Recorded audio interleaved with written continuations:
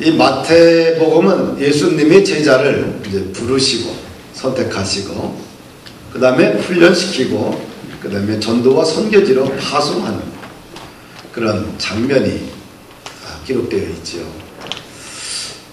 그러면서 이제 그 10장을 시작하기 전에 예수님이 9장 마지막 본문에 예수님의 삼중사역을 이야기를 해요. 첫째는 교육입니다. 예수님이 이 땅에서 뭘 했냐? 교육이고요. 두 번째는 천국복음 전파 전도고요. 세 번째는 영육간의 약한 것을 고쳤습니다. 그러니까 뭐예요? 치료 사역을 했다는 거죠. 그래서 교회가 뭐를 하느냐? 교육, 전도, 치료 하는 거예요. 그러면서 예수님은 항상 어떤 마음을 갖고 사셨냐? 모든 사람들을 불쌍히 여겼다. 긍휼히 여겼다. 이 불쌍히 여기다, 긍휼히 여기다는 이 단어는 헬라어인데 내장 깊은 것, 창자를 의미해요.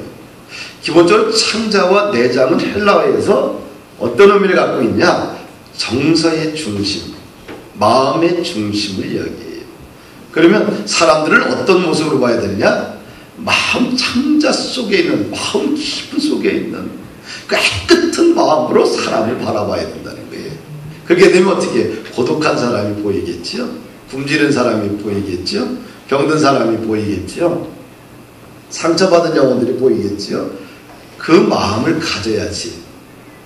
그런 마음을 갖는 것이 목자의 마음. 할렐루야. 여기서 모든 사역이 시작이 되는 거예요. 그리고 지금 어떻게 추수밭에 추수할 곡식은 많은데 일꾼이 없다는 거예요. 사랑하는 여러분들, 예수님 당시에는 일꾼이 없었어요. 오늘날은 더 한국교회가 돈도 많아졌는데 일꾼이 점점 더 없어지는 시대인 것 같아요. 우리 한국교회에 우리 사랑하는 성도들이 충성된 일꾼으로 다시 세워지기를 축복합니다. 그리고 나서 제자들을 부르시고요. 또 제자들에게 사역의 원리를 가르쳐 줍니다. 그래서 어디 가나 복음을 전해라. 그리고 어떻게 평안을 빌라. 이 사역자의 자기 관리를 뭐 평안을 비는 거예요. 그리고 거저 받았으니 거저 주라는 거예요. 할렐루야. 무엇인가 능력을 행하고 가르치고 나서 무엇인가 뒷돈을 챙기려고 하는 전대를 가지고 다니는 그런 사람 되지 말라. 거저 받았으니 거저 주라. 평안을 빌며 살아라. 할렐루야. 그리고 나서 제자들에게 16절부터 지난 시간 39절까지 뭘 얘기냐면 전도자는 왜 고난과 핍박이 있다는 거예요. 할렐루야. 전도와 선교는 대가를 지불하지 않고서는 얻어지는 것이 아니라는 거예요.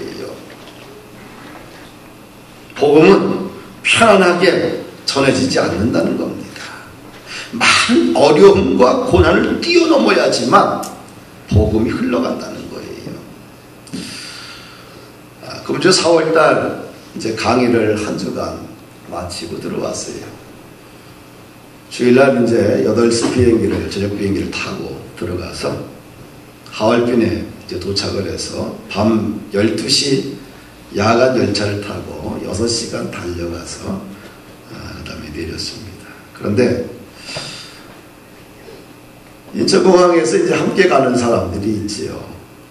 그리고 하얼빈역에서 이제 서로 기차를 바꿔 타고 서로 각자 선교지로 갑니다. 밤새도 달려가는데 인천에 도착을 해서 이제 내가 도착을 해서 수속을 끝냅니다. 수속한 애들이 딱 섰는데 아니 목사님이 비자를 안 받은 거예요. 나 이제 티켓팅을 하고 그 다음에 하는데 비자를 안 받았어. 비자 안 받아서 어떻게 못 가는 거지요. 참 난감하더라고요. 그래서 어떻게 해요? 난 시간이 40분밖에 안 남아서 되돌아가고 그냥 집으로 가라 그랬죠. 그리고 비자를 월요일날 급행 비자를 만들어서 들어오라. 그래서 월요일날 급행 비자를 만들어서 24만 원 주고 만들어서 똑같은 시간에 비행기를 8시에 타고 혼자 또 하얼빈에 와서 처음 선교지 가는 목사님이 나이 61인데 처음 가는데 다 동기생들이거든요. 박사 동기생들인데 처음 가는데 이제 모든 과정들을 혼자 해야 돼. 중국 열차는 쉽지가 않아요. 복잡합니다. 표건대 들어가는 입구가 틀리고 들어가서 기차가 이 번호판만 구역별로 들어가지고 너무 복잡해요. 혼자 이 과정을 해야 되는 거예요. 그래서 그 비행기에서 내려서 역까지 오는 거야. 이제 다른 사람 시켜서 했지만 들어가서 혼자 해야 돼. 그런데 무사히 해서 목당강이 왔어요. 4시 10분 내에 도착하는 열차인데 내가 3시 한 50분쯤 40분쯤 나가 있었어요. 근데 1시간이 지나도 안 오는 거예요. 1시간 반 만에 기차가 이게 딜레이 되니까요. 그냥 간단한 옷을 입고 가면 얼마나 그 새벽에 추운지 1시간 반을 떨면서 중국말을 알아들어야지 무슨 차인지 알지. 오는 10분마다 기차가 오는데 다 지켜보고 서 있어야 되잖아요. 또 이건 안 되지, 핸드폰은. 그래서 1시간 반 만에 5시 반에 기어코 만나서 내가 데리고 아침에 호텔로 데려갔습니다. 근데 그 다음날 또 이제 한 사람이 오잖아요. 근데 급하게 전화 왔어요. 비행기를 놓쳤다고. 그래서 비행기를 놓쳤어요. 그분은 바로 이제 목당강 들어오기로 했는데 비행기를 놓쳤다고 그래요. 비행기. 그래서 어떻게 해요? 부랴부랴 그분도 다시 티켓팅을 다시 또 해서 그래서 똑같은 시간에 저녁 8시 비행기를 타고 하얼빈에 들어와서 그냥 비행기 타면 2시간 반이면 들어오는 거리를 하얼빈에 들어와서 거기서 똑같은 과정을 거쳐서 혼자서 똑같이 해서 이제 들어왔어요. 나는 이제 그 얼굴 못 보고 화요일날 저녁에 이제 거기서 강의 끝내고 나도 야간 열차 타고서 다른 도시로 갔는데 참 쉽지 않았습니다. 아니 그래서 나이가 먹어서구나. 왜 이렇게 깜빡깜빡하냐고. 그런데 설교를 잘하고 얼마나 거기서 은혜를 끼치고 잘 가르쳤는지 학생들이 뿅 갔어요. 다들 이제 서울신대에서 교수를 하고 있는 사람들인데 뿅 가서 다음 달에도 자기들 보내달라고 또 가겠다고. 참 선교는 참 대가 없이 노력 없이 희생 없이는 이루어지지 않습니다. 참 많은 것을 내려놓고 헌신해야지요. 이렇게 시간과 에너지와 열정과 비전을 드려야지만 작은 열매들을 하나하나 볼 수가 있습니다. 그래서 주님의 나라를 세우기 위해서 대가를 지불하는 것은 참 거룩한 헌신이면서 감동적인 축복입니다. 대가를 지불하지 않고 영혼을 얻을 수 있을까? 성경은 어렵다고 그래요. 그래서 예수님이 전도에 미련한 방식으로 영혼을 구하는 것이 하나님의 뜻입니다. 그래서 전도는 선교는 참 미련한 거예요. 바보스러운 거예요. 그러나 그것을 지불해야지만 그런 순수함을 지불해야지만 얻어지는 천국의 열매들입니다. 오늘은 이제 마지막으로 제자들에게 화송하면서 이렇게 고난과 어려움이 있지만 그러나 전도자들이 받게 될 사역자들이 받게 될 복과 상에 대해서 기록되어 있어요. 복음 사역자들이 언제나 핍박과 고난만 받는 것이 아니라 언제나 반대만 겪는 것이 아니라 때로는 영접과 환대도 받는다는 사실을 강조하고 있습니다. 그러면서 제자들을 예수님이 위로하고 소망을 주는 것이 오늘 본문이지요. 그러면 우리 복음 사역자들을 어떤 마음으로 영접해야 되느냐? 예수님을 영접하듯이 해야 됩니다. 따라합시다. 예수님을 영접하듯이 영접하라. 우리 40절 말씀을 함께 좀 읽읍시다. 시작.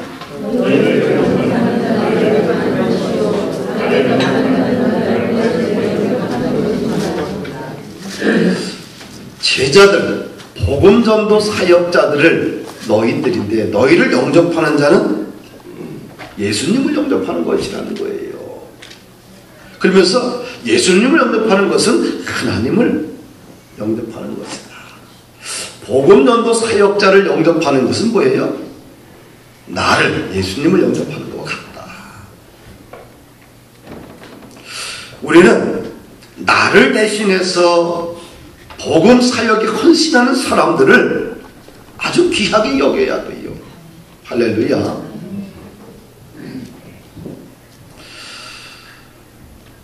복음 전도자를 영접하는 것이 예수님을 영접하는 것이고 하나님을 영접하는 것과 같다고 예수님이 제자들에게 위로와 소망을 줍니다. 그래서 귀한 사람을 귀하게 대접하는 것이 축복의 통로입니다. 할렐루야. 오늘날 우리들이 많이 놓치는 것 중에 하나가 있어요. 복음 전도 사역자들에 대해서 좀 하찮게 여깁니다. 하나님의 마음을 가지고 진실하게 사역하는 종들을 아주 귀하게 여겨야 돼요. 존중할 수 있어야 돼요. 우리는 그런 분들을 위해서 최선을 다해 섬겨줘야 됩니다. 선교사를 파송했어요.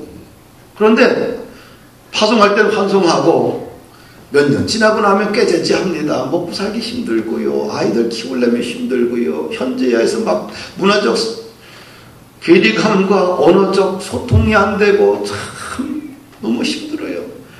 보면 어때요? 초라하지요. 존중해줘야 되는데 무섭게 생각을 해요. 그것은 잘못된 생각이에요. 할렐루야. 귀한 사람을 귀하게 대접해야 돼요. 나를 위해서 복음을 전하고 나를 위해서 선교를 대신하는 사람들을 좀 귀하게 여기자. 정말 진실하게 주의 사역을 하는 사람들을 위해서 귀하게 여겨야 됩니다. 이것이 축복의 통로예요. 할렐루야. 우리 화요일날에 이제 남설은행교회에서 집사님들이, 평신도들이 와서 와서 교회를 전도 폭발로 섬기고 있죠. 여러분들은 어떤지 모르겠어요. 난 참 귀한 분입니다. 얼마나 귀한지 몰라요. 자기네 교회도 얼마나 할 일이 많아요. 직장 끝나고 7시에 여기까지 달려와서 우리 교회를 섬겨주고 있어요. 평일에는 중보기도로 헌신해주고 있고요. 그분들을 어떻게 우리가 대접해야 되느냐. 사랑하는 성도 여러분들, 귀하게 여겨야 돼요. 잘 대접하고 존중하게 대접을 해줘야 돼요. 왜?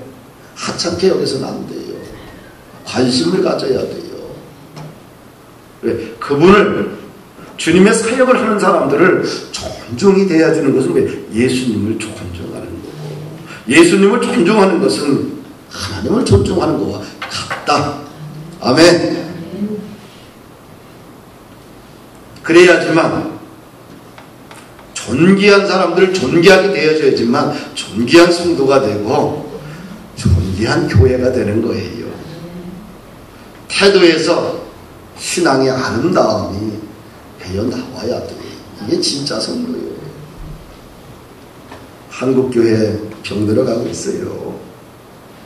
뭐가 병드냐? 능력이 병든 게 아니라 태도가 병들었어요. 태도가. 목사들도 그렇고 가장 큰 건 목사들이고 자기네들이 파송한 선교사들을 우습게 여겨요. 자기는 잘 먹고 잘 산다고 똑같이 닮아서 성도들도 그래요. 안 돼요. 귀하게 여겨야 돼요. 그래야 하나님의 은혜와 축복이 형통하게 흘러가게 되어 있어요. 원리입니다. 할렐루야. 똑같아요. 여러분들의 집에 온 사람들, 친척이나 누구든 존귀하게 대해주게 되면 어떻게 돼요? 그 사람이 가서 대신해서 뭐예요? 참 그분 좋은 사람이야. 참 인격자야. 그 사람 참 훌륭해. 대신 나를 칭찬해주고 나 발을 풀어주는 거예요. 그래야 인생이 되는 거예요. 할렐루야. 누가복음 10장 16절에 보니까 너희 말을 듣는 자는 곧 내 말을 듣는 것이요 너희를 저버리는 자는 곧 나를 저버리는 것이요 나를 버리는 자는 나 보내신 이를 저버리는 것이니라. 할렐루야. 구약의 엘리 제사장 자녀들이 하나님의 제사를 멸시했습니다. 아주 우습게 여겼지요. 그래서 하나님께서 그의 가문을, 자녀들을 멸족시키기로 마음의 작정을 합니다. 왜 그랬을까요? 예배를 하찮게 여겼어요. 예배를 우습게 생각을 했어요. 목사의 자식으로 태어났으니 늘 예배의 자리에 있어서 예배를 우습게 생각을 했어요. 그러다 보니 하찮은 마음이 들었어요. 제멋대로 행동을 했어요. 하나님이 참다 못해서 엘리 가문 자체를 닫아버립니다. 그런데 사무엘이 달랐어요. 아이 사무엘이 자라면 여호와와 사람들에게 은총을 더욱 받더라. 왜 사람들과 하나님들로부터 어린 사무엘이 왜 이렇게 칭찬받았을까요? 그의 마음에는 존경심이 있었어요. 사무엘은 3살 때 엄마의 뱃속에서 나와서 3살 때 구별하여 성전에 들여 3살부터 저 때는 성전에서 자랐어요. 엘리 제사장 옆에서요. 그리고 12살 때 밤에 하나님이 부르심 받습니다. 12살 아이가 한참 고난 밤중에 부르니까 엘리 제사장한테 가요. 내가 너를 부르지 않았다. 잠들었는데 또 불러. 또 가니까 나는 너를 부르지 않았다. 엘리 제사장이 말합니다. 하나님이 너를 불렀다. 그때 내가 여기 중요한데 종이 여기 있습니다. 하나님의 말씀을 들으라. 할렐루야. 하나님이 엘리 제사장의 자녀들과 사무엘을 비교하면서 이런 말씀을 합니다. 나를 존중히 여기는 자는 내가 존중히 여기고 나를 멸시하는 자를 내가 경멸하리라. 이것이 하나님이 정한 원리입니다. 하나님을 존중하면 내가 존중을 받아요. 하나님을 내가 멸시하잖아요. 하나님이 나를 경멸해요. 이것이 인간관계의 법칙이고 영적인 법칙입니다. 하나님이 마음을 정하고 엘리 집안을 심판하는데 내 집에 영원토록 노인이 하나도 없게 하겠다. 이스라엘이 복을 받을 때에 너희 가문은 환난을 볼 것이다. 이스라엘은 잘 되는데 그때 너희 가문은 저주를 받아요. 내 집에서 출산하는 모든 자가 젊어서 죽고 네 아들 홈니와 비나스가 한날에 죽을 것이다. 그러나 하나님을 존중했던 어린 사무엘의 인생은 활짝 열립니다. 사무엘상 3장 19절 보니까 사무엘이 자라매 여호와께서 그와 함께 계셔서 그의 말이 하나도 땅에 떨어지지 않게 하리라. 하나님께서 마음을 전하는 거예요. 한 가문은 죽이기로 마음을 정했고 한 가문은 그의 말이 하나도 땅에 떨어지지 않도록 하나님 책임져 주겠다는 겁니다. 어떤 사람이 진실로 정말 하나님의 사람이라고 여러분들이 생각하게 됩니다. 그를 마음을 다해서 영접하는 것은 그를 보내신 예수님을 영접하는 것이고 하나님을 영접하는 것과 같습니다. 할렐루야. 롯이 소돔과 고모라 땅에 살고 있었습니다. 소돔과 고모라 땅은 죄악의 도시입니다. 죄악의 도시를 멸족시키기 위해서 하나님 보낸 두 천사가 소돔과 고모라 땅을 방문합니다. 저녁 무렵에 롯이 성문에 있다가 두 사람을 발견해요. 그 사람이 귀한 하나님의 사람인 것을 첫눈에 알아보고 달려가서 땅에 엎드려 절하며 우리 발을 씻고 식사를 하고 주무시고 가소서. 극진히 영접을 합니다. 그런데 천사들은 우리들은 거리에서 밤을 지내겠다. 들어가지 않겠다. 롯이 성경이니까 강청해서 지극히 정성스럽게 길 가던 두 천사를 대접합니다. 두 천사는 마음에 감동을 받았어요. 그래서 하나님의 계획을 실도합니다. 소돔과 고모라 땅을 멸망시키고 하나님의 명령을 받고 왔다는 거예요. 너희가 살기 위해서는 뒤돌아보지 말고 가까운 산으로 도망가라. 그렇게 살 것이다. 소돔과 고모라 땅에서 죽을 수밖에 없는 운명이 거룩한 두 천사, 하나님이 보낸 존귀한 사람을 알아보고 그를 지극히 정성스럽게 대접해서 멸족당하지 않고 살아남는 축복을 경험했습니다. 할렐루야. 존귀한 자를 존귀하게 대접하고 영접하는 것은 형통의 원리입니다. 두 번째로 우리가 41절 말씀을 함께 읽습니다. 선지자의 이름으로 선지자를 영접하는 자는 선지자의 상을 받을 것이요, 의인의 이름으로 의인을 영접하는 자는 의인의 상을 받을 것이요. 선지자의 이름으로 선지자를 영접하면 선지자의 상을 받는다. 제자는 말씀을 증거하기에 선지자이고 말씀을 실천하기에 의인입니다. 우리 모두 하나님의 말씀을 다 전할 수도 없고 설교할 수도 없고 선포할 수도 없고 예언할 수도 없습니다.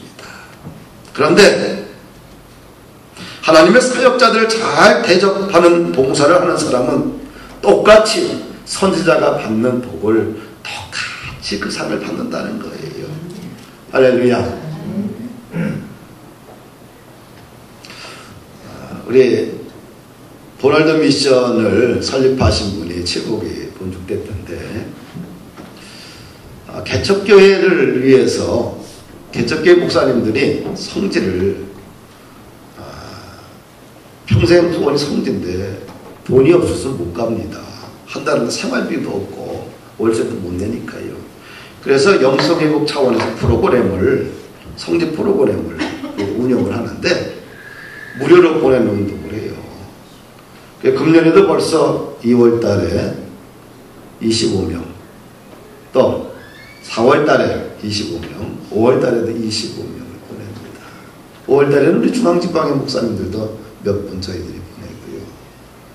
또 서울신학대학 우리 동기애들도 좀 보내고, 그래서 우리 성결교회 목사만 10명이 갑니다.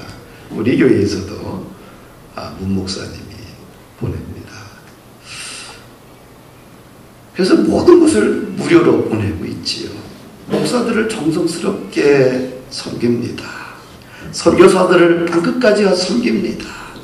자신이 가지고 있던 모든 것을 다 들여서 섬깁니다.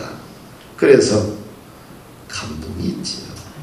그분이 선교지에 나가서 선교사로 활동하지 않지만, 목회자로서 한 교회 개척교회를 운영하면서 선교하지 않지만 어떤 상을 받을까요?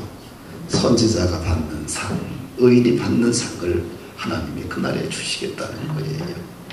할렐루야.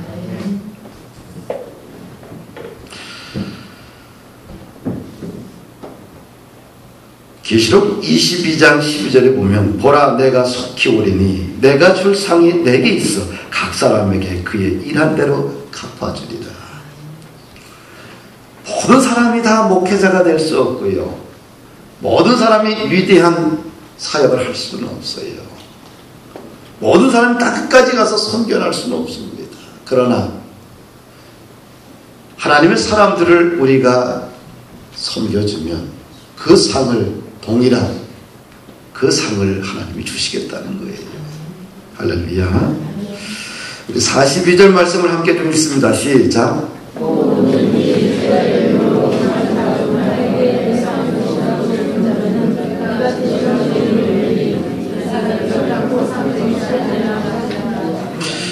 그러니까 누구든지 제자의 이름으로 이 작은 자 중 하나에게 냉수 한 것이라도 주는 자는 결단코 뭐의 상을 잃지 않는다. 모든 사람이 다 어린아이들을 가르칠 수는 없지요. 그렇죠? 그러나 우리 모두는 어린아이들을 도와줄 수는 있습니다. 나보고 주일학교 하라면 난 못해요. 진짜 못해요. 제가 첫 번째 설교를 태어나서 처음 설교를 쓰는데 주일학교를 설교를 하게 됐어요. 하는데 40분인가 50분인가 했어요. 보일에 대해서. 나도 다 이해가 안 되는 보일을 하고 나니까 애들은 또 선생님도 내 눈동만 보고 그냥 불안하게 쳐다보고 있는 거예요. 그 불안한 눈동자를 처음 보고서 다시는 내 주일학교는 안 한다.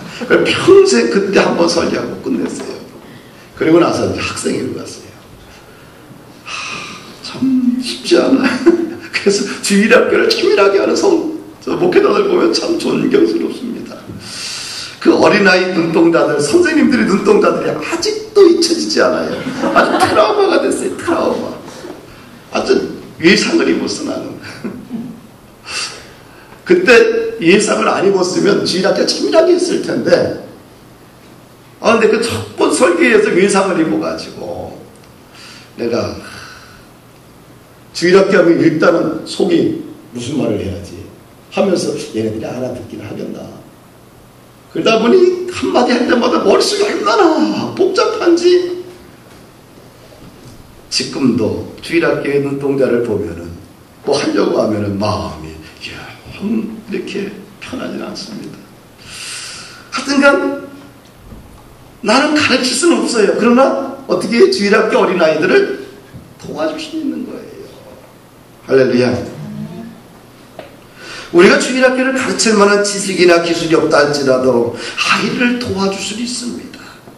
그런 책임이 누구에 있다고 그래요? 어른에게 있다는 거예요. 할렐루야. 누구든지 제자의 이름으로 이 작은 자 중 하나에게 냉수 한 그릇이라도 대접하면 그 상이 결코 없다는 것이 아니라 있다는 겁니다. 예수님이 생각하는 어린아이란 도대체 또 누굴까? 첫째는 연령적으로 어린아이를 말합니다. 아멘. 작은 자란, 여기서 작은 자란, 이 작은 자는 도대체 누구냐? 연령적으로 어린아이. 이걸 딱 원어적 풀이를 보면 나이 어린 자, 천대받고 있는 자를 말합니다. 마태복음 18장 6절 10절에 보니까 누구든지 나를 믿는 이 작은 자 중 하나를 실족하게 되면 차라리 연자맷돌이 그 목에 달려서 깊은 바다에 빠뜨려지는 것이 나으니라. 어린아이를 실족하게 하는 자가 있다면 연자맷돌을 자기 목에 걸고 바다에 뛰어들고 차라리 낫다. 연자맷돌을 자기 목에 걸고 뛰어들게 되면 어떻게 될까요? 수장되는 거예요. 영원히 죽습니다. 다른 말로 뭡니까? 어린아이를 무시하지 말라는 거예요. 연약한 어린아이라고 해서 그들을 무시하게 되면 그 아이들이 상처를 받는다는 거예요. 누가 용서하지 않는다? 하나님이. 우리가 보면, 교회도 보면 똘망한 아이들도 있고 보면 눈살 찌푸리는 아이도 분명히 있을 겁니다. 그리고 잘 사는 집안 아이도 있고 그렇지 못한 아이 집안도 있어요. 어떻게 돼요? 공평하게 돼야 돼요.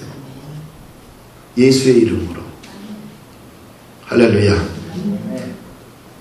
차별을 둬서 그 아이가 차별을 당한다는 것을 알게 되면, 상처를 받으면 하나님께서 반드시 용서하지 않겠다는 거예요.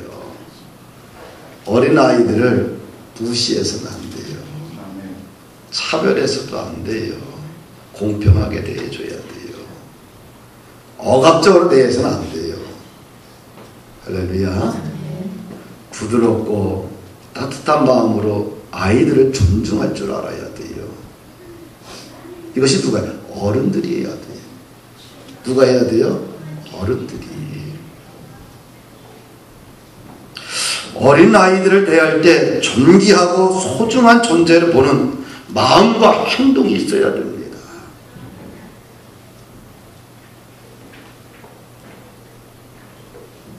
아이들은 자기가 존중받는지 하찮게 대우받는지를 알아요. 사람은 가르쳐주지 않고도 분위기와 언어의 톤을 통해서 알게 돼 있어요.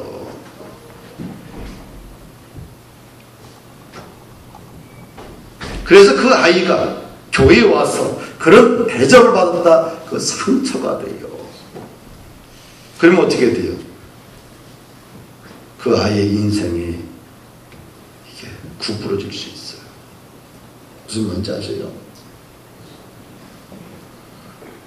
사랑하는 여러분들, 잠언서에 사람의 마음이 구부러진 거 많이 나오잖아. 이 구부러진 마음은 안 펴져. 모든 사람들에게 다 어둠의 저주의 인생이 되는 거야. 한 번 구부러지면 펴지지가 않아. 지혜로운 사람은 마음이 다 펴져 있는데 악인들은 구부러져 있어. 어리석은 사람들. 왜? 이렇게 될 수도 있어요. 사랑하는 여러분들, 이 어린아이에게 진실한 마음으로 존중하며 냉수한 것이라도 예수님의 마음을 이렇게 따뜻하게 전해주면 보잘것없는 작은 대접이라 할지라도 하나님이 기억하신다는 거예요. 그것은 의미가 있다는 거예요. 그러니까 예수의 마음으로 하는 거예요. 예수의 마음으로. 내 마음은 어떻게 믿을 것이 못돼. 인간의 마음은 죄악의 마음이고 쓴뿌리의 마음을 갖고 있어서 내 마음 갖고는 안 돼. 누구예요? 예수의 마음으로, 예수의 이름으로 하라는 거예요. 그러면 뭐예요? 반드시 의미 있는 하나님의 나라의 상이 있어요. 작은 봉사를 할지라도 하나님이 잊지 않겠다는 겁니다. 마태복음 25장 35절 이하를 보니까